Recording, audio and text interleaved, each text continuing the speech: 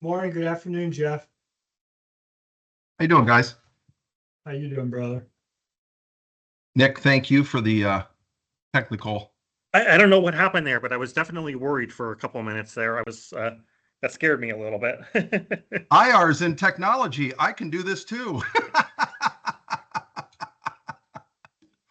So Jeff, nice to see you. Hey, I was speaking with Michael. I'm actually going to circumvent my whole introduction, and I'm just going to have kind of Michael start the show today.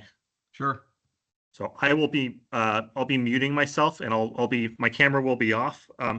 But what I will be doing is if anyone does have a question, they put it in the chat. I'll be monitoring the questions.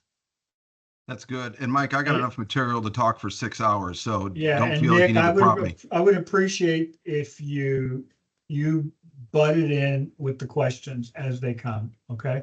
Sure. Interrupt because what we want to do is we want to answer questions and not have the questions wait till the end and we may miss them. Okay. Real time. Yeah. Yeah. Okay. Beautiful. I'm going to black out until you guys are ready. Yeah, likewise. Likewise. Thanks, guys. Of course. Thank you, Jeff. Now, let me test one more thing here, actually, Nick. So I'd rather be on these. It's going to sound better. Sure.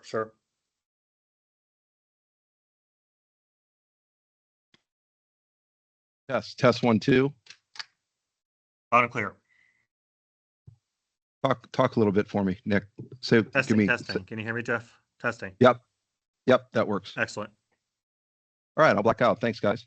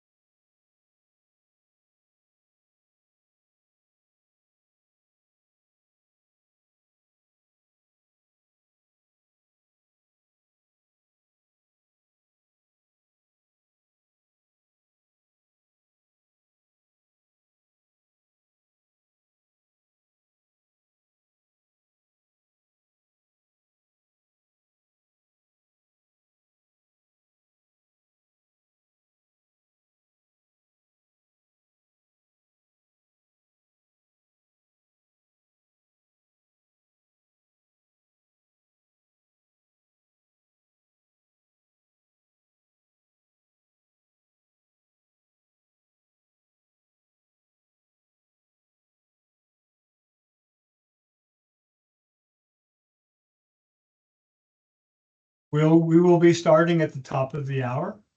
Just wanted to give everybody a heads up. We got about 4 minutes before we're going to begin. Thank you.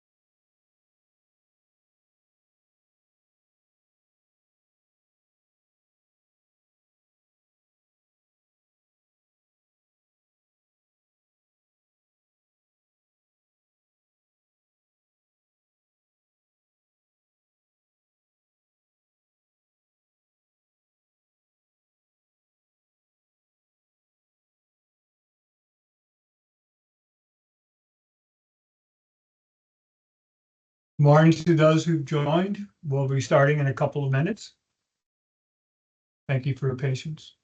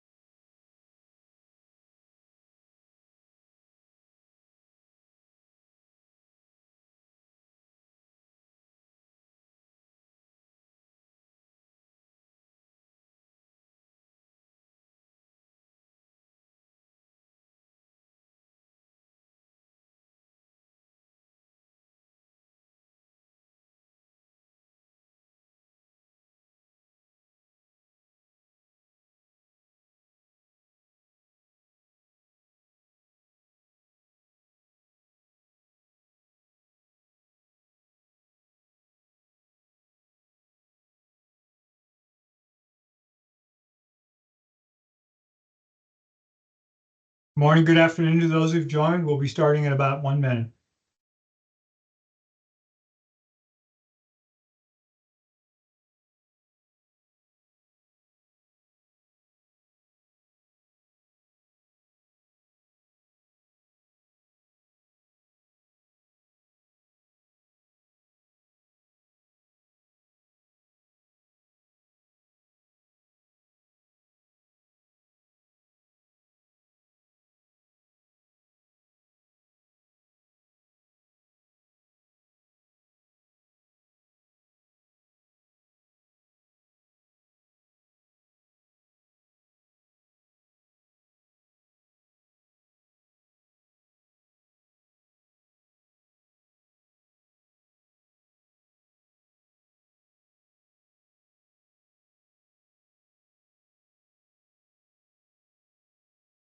Good morning, everybody. In about 30 seconds, we will begin. Just give a few seconds for the last minute folks to join us.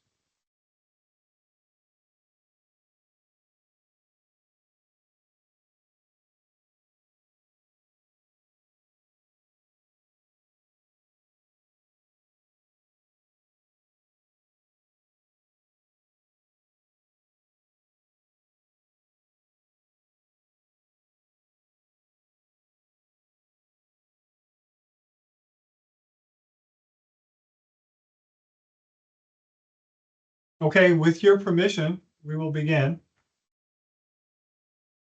A little bit of housekeeping. We encourage you to ask questions in the chat section. We'll have someone monitoring the chat section, and we'll attempt to, even if we have to interrupt, we will interrupt with those questions because we want to make certain that we get your concerns or questions addressed before we run out of time. Again, good morning, good afternoon from wherever you hail. My name is Mike Bassich. I'm the EVP here at UniVoIP. For those that don't know, UniVoIP provides the best voice to Microsoft Teams service on the planet. We're joined today by our very special guest, Jeffrey Rose. I would characterize Jeff as a premier partner, and I am certain that you will understand why he is at the top of the pyramid when it comes to channel sales. But without further ado, I want to bring in Jeff and allow him to introduce himself. And I've got a couple of questions to kick it off with Jeff, but Jeffrey, good morning, good afternoon. Thank you for joining us today. Yeah, absolutely. Michael Bassich, thank you. Nick Bassich, thank you. Dean Missouri, thank you. Bill Barnage, thank you for opening up this platform. And I was telling my wife, I haven't been nervous in a while. I've spoken in front of a lot of people in a lot of different venues, and but this is rare that I speak to the peers in the agent community. So I told my wife I got butterflies. So I got a bucket here next to me if things go south, just so you know, Michael. Thank you, everybody. So yeah, I can go down a bunch of different paths here, Mike, but why don't you lead me down a path here, and then Jeff, I'll take it and move it. Yeah, why don't you just give a very short synopsis of where you come from? Sure. What was your background? and what led you into channel sales in the first place? This is a few-minute story, and a lot of people that I even work with, that I've worked with for years, don't know this. So first off, I'm from Chicagoland. Originally, I grew up in Northwest Indiana, and about a half hour from Comiskey Park, back when it was called Comiskey Park. So I grew up in that part of the country. Went to school, played ice hockey growing up. My first taste of self-employment was officiating ice hockey. So did that for about 9 years. I don't know what I could have did that would have paid better money than that. Had a great time doing it. Got to see a lot of good players go through on the way to the NHL. Got to referee, Sidney Crosby in high school, and a bunch of guys like that who are on the tails end of their careers right now. But I really enjoyed doing that. Took a year off to play junior. Got a phone call saying, "Hey, do you want to see how far you can go?" And I did that while I went to Purdue. I got a degree in mathematics. It was in straight mathematics, wasn't in education. Went to graduate school at Arizona State and dropped out for fear if I used my degree at a job, and no pun intended with that. But ended up, I knew I wanted to be self-employed. Ended up owning a brick and mortar spa company for a little while, and did that. And ironically, while looking for investment money, ended up coming across an Amway distributor of all people, who had the money I was looking for my hot tub company. Realized he had less overhead than I did and could scale, and I couldn't anywhere near as fast. And started cutting my teeth with the Amway business. Which most people don't know that. Wow, I never would guess. Never. About 3-4 years in, it started paying better than work. I was working 40 to 60 hours a week as a W-2 employee. I was 26, 27 years old. Amway started paying better. By that point, a job had a hard time keeping up. We realized I could afford my own base and benefits. Got to the point where I just wasn't sure if I was going to stay in the W-2 side. And my boss, I had about 13 different W-2s in that capacity, but I landed in a CLEC in Portland, Oregon, Integra, which is no longer called Integra, but a lot of you may have heard that name in the past. But I was there for about 3 years, starting in Arizona, then a couple years in the Portland, Oregon market when I lived in Vancouver, Washington. My boss knew I was making more money from Amway than I was at work. And for those of you who are owners here, I'm forever grateful to this gentleman. His name was Bill. He was my boss, and this was back, we were selling T1s, $1,100-1,200 for a circuit, and selling, SIP PRIs and things of that nature. This is about 20 years ago now. And my boss said, "Jeff, I think you should go into the channel." Now, I was 28 years old when he said that, and I said, "Hey, thanks for bringing that up. I don't know what that means, but no thanks. I have no interest in being double-minded." That was the end of the conversation. 2 years later, he said, "Jeff, I want you to come in the office, shut the door behind you." I'm like, "Uh-oh." He's like, No, you're not in trouble." He goes, "I want to bring up something I brought up to you 2 years ago." And we went back and forth on this. And he said, "Jeff," and this was very intriguing. And again, for those of you who are owners, especially if you got employees, I want you to pay attention to this. I'm forever grateful I'm saying this. He said, "Jeff, I think you could sell more Integra as an independent agent than you can as a W-2 employee." Now, I didn't even know what the channel was. I thought the channel meant, okay, you operate independently, but you're limited to that carrier. I didn't know you can go all across the board. I didn't know. I didn't even know that. But he said, "Jeff, I think you could sell more." He goes, "You're hitting your numbers. Thank you. I'm aware I'm losing an employee." He goes, "But I'm pretty convinced I'm going to lose you anyway. And I'd rather lose you and have more benefit to this company than not." And I said, well, what would that look like? Long story short, 2 weeks later, I'm sitting in the office with my boss's boss's boss's boss, and handed my parking badge, handed my gym pass, handed in my laptop, handed in, everything, and walked out of the office at 5 o'clock on a Friday and became self-employed that Monday. And took me 3 years in the telecom business to clear $1,000 for a single month. I was married. I had 2 kids. I didn't say after taxes. That was before taxes. Took me 3 years in that world to do that. And God bless things.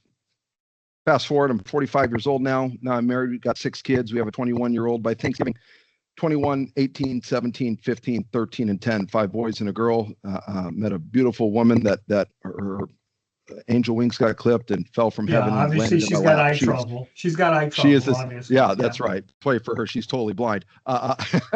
She's a wonderful, wonderful lady. Her name's Stacy, and so we're married now, and now we live in the suburbs of Dallas, Texas, town of Salina, about a half hour north of Dallas. So I've operated independently on that Amway distributorship. It'll be 22 years in December, and I've been in telecom 17 years, of which 14 have been independent. It'll be 15 years in February 1st. Okay. So that is sort of the background up to today. All right. So let's fast forward and Yep. let's start pulling some meat out. Yep. That would be meaningful for our guest on the phone.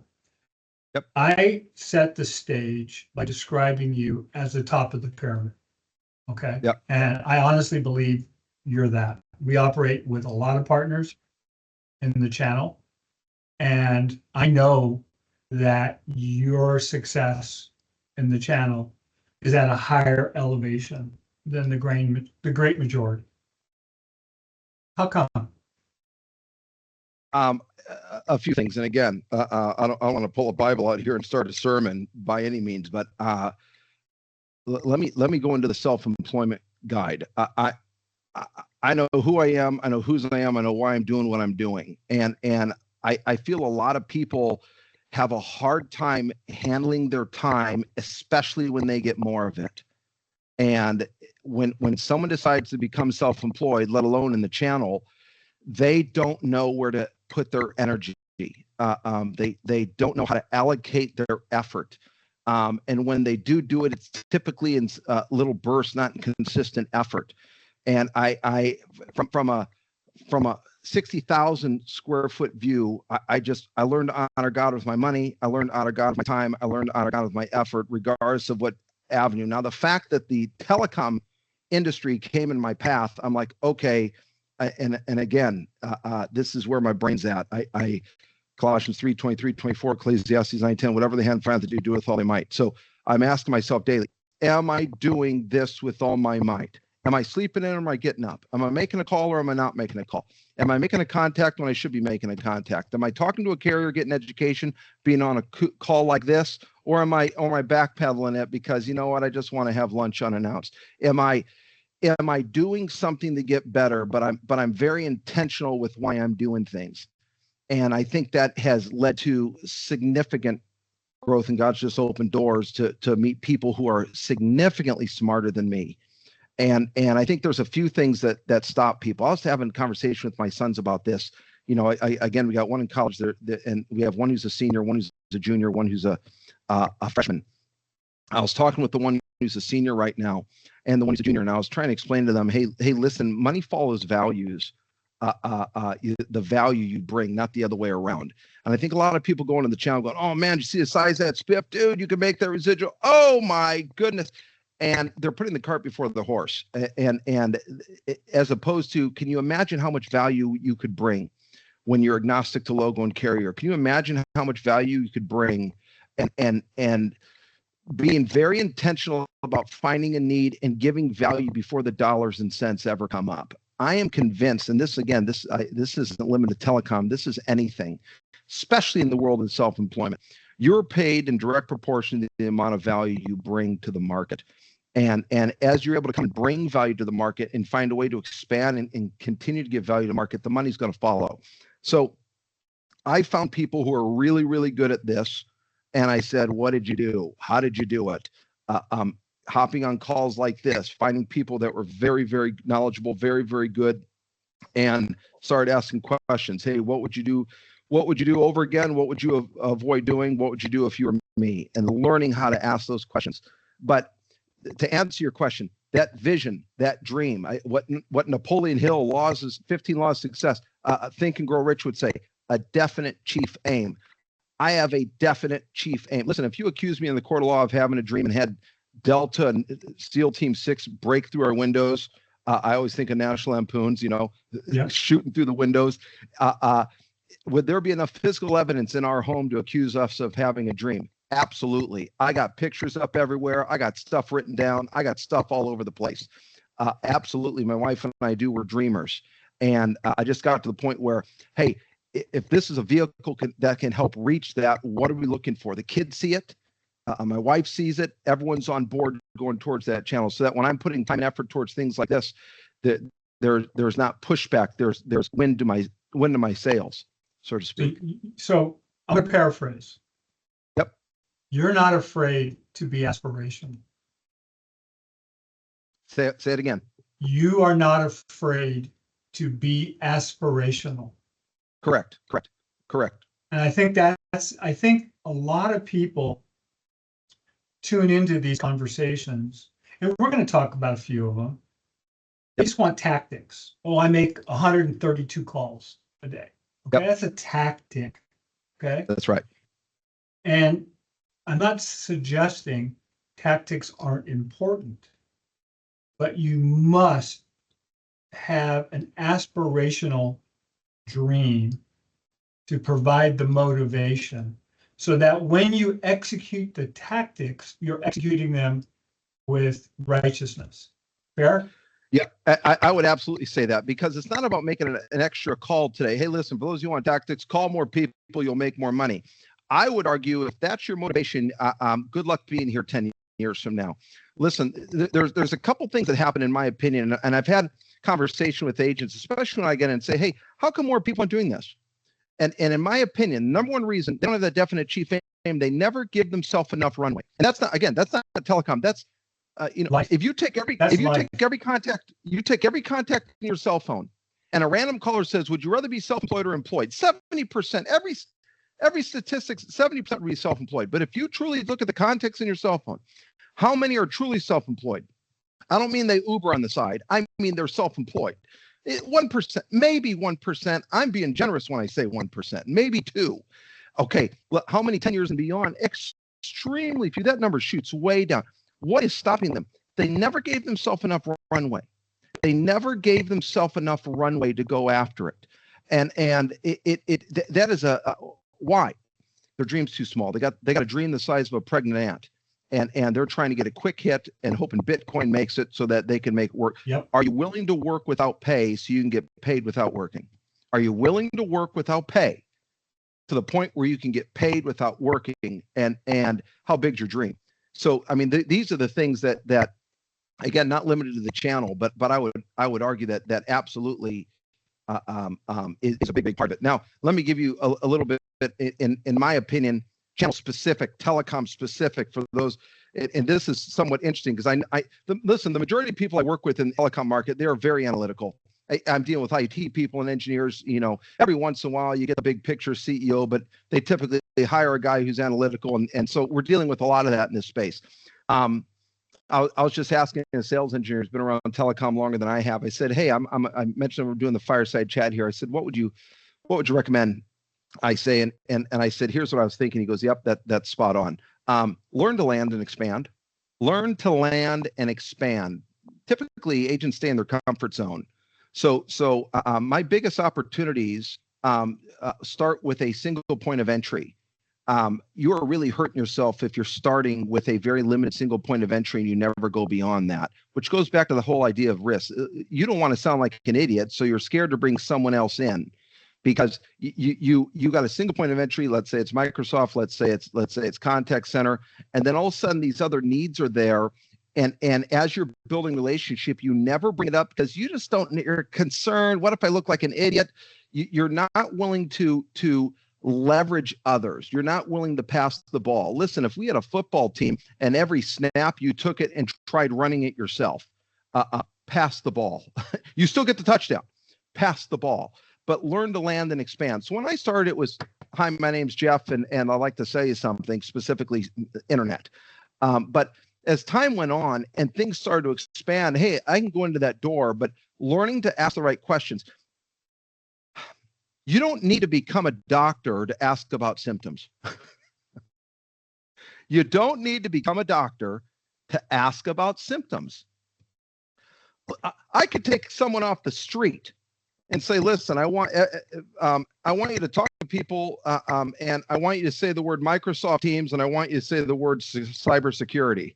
Just say that. You're going to get more leverage than someone who's been in telecom for years, but they're just hellbent. They will not go away from the single path they're on, and it is an epidemic of large proportion. And just talk to an engineer, and typically that's what they let you know. And let me tell you, those conversations are occurring. The question is, are they going to occur with you? Listen, if you're not saying the word teams and you're not saying the word security in every conversation you're having with anyone, you're missing it. You're missing it. And for example, but that originally could start with a fire alarm POTS line replacement. That could start with, oh, I see an RFP for a contact center. That could be, oh, you're interested in help desk. Oh my goodness. We doesn't matter where the entry point is. Inevitably, learning to go across the stack and learning to leverage. I have never been on a call with a client where I'm the smartest person, ever. I'm always leveraging the Bassiches of the world, the Deans of the world, the Bill Barnes of the world. We got they're bigger, better, faster, stronger. I can go shallow, but they can go deep down a topic. And learning to leverage those engineers and learning to leverage those carriers, whether it be through a TSD, whether it be through an agnostic TSD scenario, or whether it be with specific carriers themselves. That's number one. Let me give you something else. And I've seen this more recently in the past 15 years. And let me challenge you, some of you who owns. I know there's some people on this call where you're W-2s and you like the idea of going in the channel. There's some of you who have been around a little bit. Learn to build to keep, not build to sell. Learn to build to keep, not to build to sell, even if you want to sell. Learn to build. I got a conversation I read about of Warren Buffett sitting down with the original founder of Enterprise Rental Car, which is still family owned, and offering a significant sum of money, and him going, no. And Warren years later being interviewed and going, you know what? He made the right decision.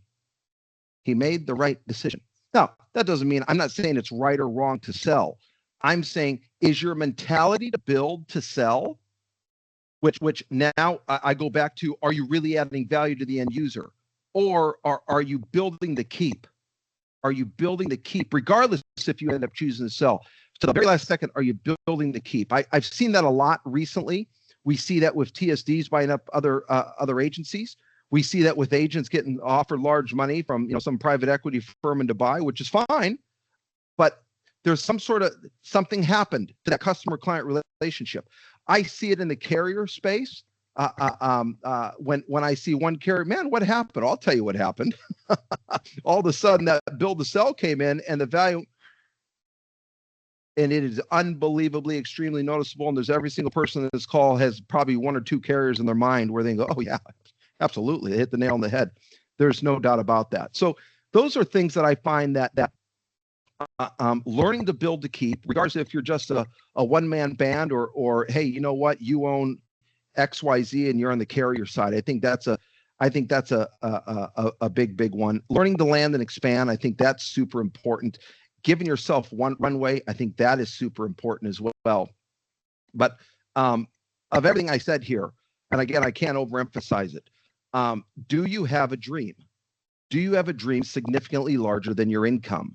Are you willing to go through the hard times to get to the good times? And what if the hard times are a long time? Are you still willing to do it? And those are the kind of things that's the difference between, yeah, I'm in telecom versus, yeah, I own a company. And that's the difference between being around 10, 20, 30, 40 years from now. Yep. So for those of you that think Jeff is just pontificating without going into, company name specifics. Because the company I'm talking about, Jeff. Yep. Why don't you just relay to the audience how many different services you're providing? You went in originally to sell them X, and what are you now selling? Sure, great question. So let me go back. When I keep track, hey, if you want to improve something, measure it, right? You want to improve something, measure it. When I started, I sold one carrier and didn't touch another carrier for several months. I didn't even know you're allowed to. I think I got 57 or 58 different carriers billing. I don't know, 6, 7, 8 different stacks. Every state has a customer. Every province in Canada, international. I mean, it goes all over the place. Land and expand, land and expand, land and expand. But there's nothing under the tech stack I'm not going after. I don't care if it's their cell phones. I don't care if it's their cameras. Certainly, obviously licensing, obviously Teams, obviously voice, obviously internet, help desk, contact center. I go across stack, managed IT, hardware as a service, data storage. It goes all over the place. Do I know enough about all those? Oh no, absolutely not. I'm not an encyclopedia, not at all. But I know who to call. And I have learned, if there's trust there, that hey, is this something you're open to looking at? And I get multiple experts. I'm a big fan. Even if they specifically ask for a carrier, I always bring in 2 or 3, always, because it does nothing but build trust on pricing to ensure they're not getting gouged. And even if the customer doesn't ask for it, even if I don't give it to the customer, I'm still doing that for my own benefit, to know that, hey, I got price parity, and these guys are in the ballpark, versus being way out on the limb. Now, obviously, in some cases, when you're doing federal money, they're required to, but even in the private sector, I'm a big on that. Even if I don't share that information necessarily with the end client. Now, if it's a better deal, well, great. But I go back to, are you adding value? If that was your money you had to spend, and that was your contract you had to sign, and that affected the bottom line for your family and your company, are you treating it like it's yours? That is absolutely vital to put yourself in other people's shoes. And again, that goes back to value. And then, how much. And then finally, Jeff, the Yep. one topic that I wanted to address, I wanted you to put your forecasting hat on. Yep. Because we hear a lot about, oh, the channel is dying, private equity is killing the TSDs, you know. Yep. What is your forecast? What is your belief in the viability and the potential of the channel going forward? Michael, none of us are getting out of this alive. So there's my first forecast. Hey, listen, I try to focus on the day, but I'll just tell you this, is the grass greener in the channel? Yes, it is. From a pure owner standpoint, put yourself in the carrier's position. I want you to put yourself in the carrier's position. Listen, who in the world is going to hire someone that's going to do anywhere near the job that I'm going to do? Because I got experience. What are they going to hire? A 24, 25-year-old kid who's still got roommates until he's 30 now, who gets some sort of technological degree and ding dong and a quota, and hey, you can have any color you want as long as it's the carrier I'm working for, kind of scenario. And they have to pay base and benefits, or they could pay me and I'm not going to take a single dime. Not until money leaves their bank account, goes to the carrier bank account, goes to the TSD's bank account, goes to my bank account. The channel, in my opinion, is absolute win-win, because nothing ever hits the bank account of the channel until the carrier touches the money first. The model works, in my opinion. So just from a most basic level, so private equity coming in, world according to Jeff Rose now, I think it's short-sightedness. Listen, no one's buying something on a private equity who doesn't plan on flipping it in 3 to 5 years, period. They're not buying to keep it. They're buying to get rid of it. So whatever they want to do, that's fine. I go back to, I can't control what they're doing with that, but I can control, can I add value such that if the channel goes on a total south bent with the TSDs, because the bigger it gets, the more private equity is going to get involved. And that's fine. Can I offer value? And so the more you could spread yourselves out in regards to the technology stack and things like that, the better. You know, is AI going to knock stuff out? No. Just like the car, oh my God, I'm in the horseshoe industry. Is the car going to take my business away? Listen, if you're not evolving, we're in the technology business. Is anyone selling the same thing they sold 10 years ago? No. So keep that in mind. So I am definitely not a sky is falling type scenario by any means. Hey, sure, is it possible where one big domino falls and goes, you know what, we're going straight to direct? I guess that's possible, but I would argue they would turn around and come back, because at the end of the day, what is adding value to the end user client? I as a carrier, I'd much rather work with the channel than try to reinvent the wheel and re-educate a direct force. Now, in terms of that, if I could say, here's one I don't necessarily have an answer for, but when I talk to TSDs, and I'm a big Sandler fan amongst others, I work with all of them, and I've mentioned this before to them. The channel's getting old. I cut my teeth with the CLAC. How many people are doing it right now? In my biggest opinion, the number one hurdle of the channel is not private equity, it's age. A lot of you got started as W-2s working for such and such a company. Okay, let's talk about all the 20 and 30-year-olds that are in the channel. They're few and far between, and there is an age gap, in my opinion. In my opinion, that's a bigger enemy to the channel than private equity. Who is coming up on the back end? And when I go to large shows and I see the big thing and I'm around everyone, the first thing I notice about is how many people here are under 40? I'm 45. I'm not one of them. How many people here are under 40? And I pay attention to it. And especially under 40, and they're not there as a W-2 or an admin. I mean, they're fully self-employed. This is what they're going to do. There's very few. So I can't encourage you enough, owners out there. You want to add value to the channel, learn to mentor. The most untapped resource, in my opinion, in the channel is mentorship. It's not AI. It's mentorship. And whoever gets that piece, in my opinion, there's the next superstars 10, 15 years from now as everyone else ages out. As everyone else ages out, and how much is that equity offer? I want out. Yeah, let's sell it. Going back to build to keep as opposed to build to sell. And this will be here 20, 30 years from now. Yep. All right, Jeff, I'm watching the clock here. So listen, guys, if anybody here doubts why this gentleman is an absolute joy to work with, I hope your doubts are alleviated.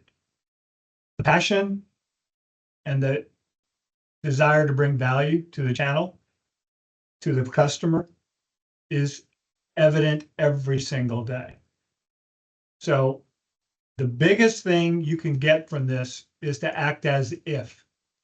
And acting as if you model yourself after Jeff, even on having dreams bigger than your current reality, I think that's a great takeaway for this conversation. But does anybody else on the call have a question specifically for Jeff before the clock runs out?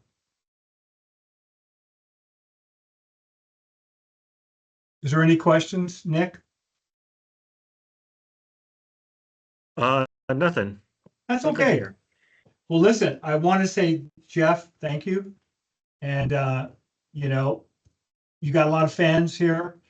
And if anybody wants to reach out to Jeff on the site, if you have got a comment or a question, he'd be happy to interact with you. If you got a question for us, just please feel free to reach out to us. And I want to thank everybody. Thank Nick for putting this together. Jeffrey, thank you for your time and the sharing of your story. I think it was very powerful. So again, guys, thank you. Thank you again for opening the door on the platform. This is excellent. And kudos to everyone on the call for learning. Thank you, everybody. Enjoy the rest of your day.